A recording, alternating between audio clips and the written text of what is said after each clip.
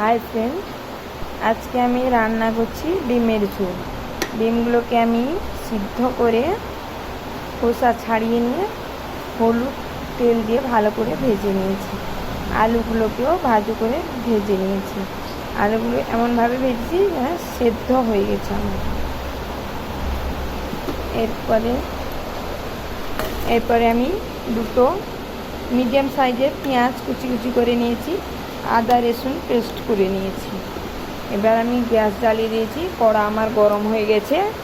এবার আমি কড়াইতে তেল দিয়ে দিব, সরিষার তেল। কড়াইতে আমি সরিষার তেল দিয়ে দিয়েছি।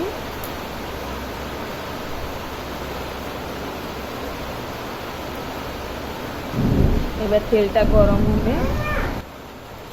তেলটা আমার গরম হয়ে গেছে, দেখতেই পাচ্ছ তেলটা আমার সুন্দর করে গরম হয়ে গেছে।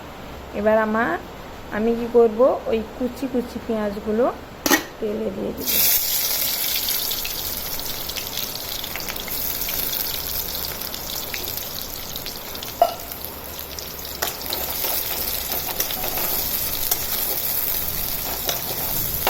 এগুলোকে ভাজতে থাকবো যতক্ষণ না লাল হচ্ছে।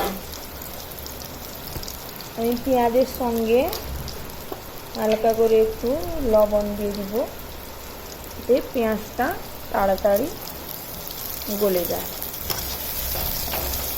দিয়ে নিয়েছি, এটা আমি 5 মিনিট ভাজতে থাকবো। যতক্ষণ না লাল হচ্ছে ততক্ষণ আমি পেঁয়াজটাকে ভাজতে থাকবো। দেখো বন্ধুরা, আমার পেঁয়াজটা কিন্তু লাল হয়ে গেছে। পেঁয়াজটা আমার ভালোভাবে ভাজা হয়ে গেছে। এরপরে আমি দিয়ে দিব আদা রসুন পেস্ট করা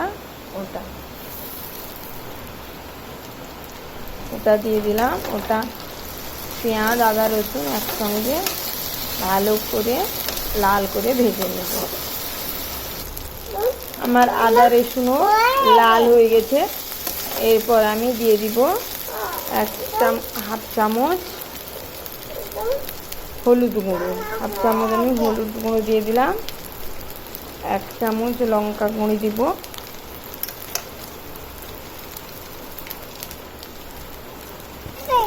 এক চামচ লঙ্কা গুঁড়ো দিয়ে দিয়েছি। ওটাকে একটু ভালো করে নাড়িয়ে নেব।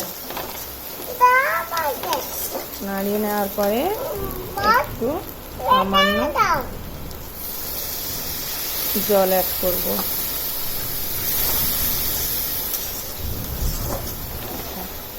কালারটা কি সুন্দর হয়েছে না?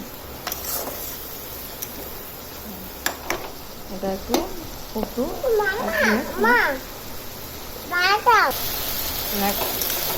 জলটা এবার শুকিয়ে এসছে। এরপর আমি আলু আর ডিম সব দিয়ে দেব। দেওয়ার পর এগুলো একটু কষিয়ে নেব। আমি কষিয়ে নেওয়ার পরে জল দিয়ে দেব।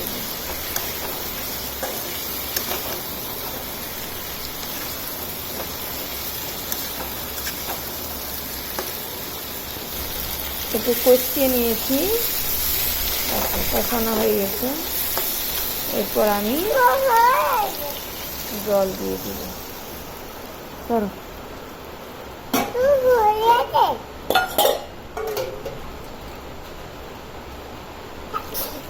যেহেতু এগুলো আমরা ভাতে খাবো, ভাতের সঙ্গে একটু ঝোল ঝোল রাখবো।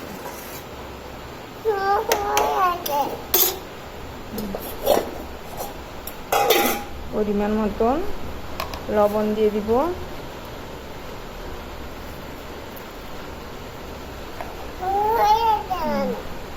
এটা এখন একটু ফুটবে, ফোটার পরে এটাকে বন্ধ করব। ঠিক আছে, তরকারিটা কেমন কালার ছেড়ে দিয়েছিল, একটা সুন্দর কালার। এরপরে আমি একটু গরম মশলা গুঁড়ো অ্যাড করব, তরকারিটার টেস্ট ভালো হয়।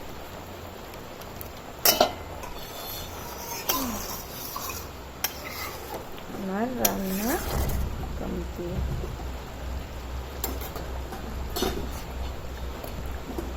দেখো আমার তরকারি রেডি।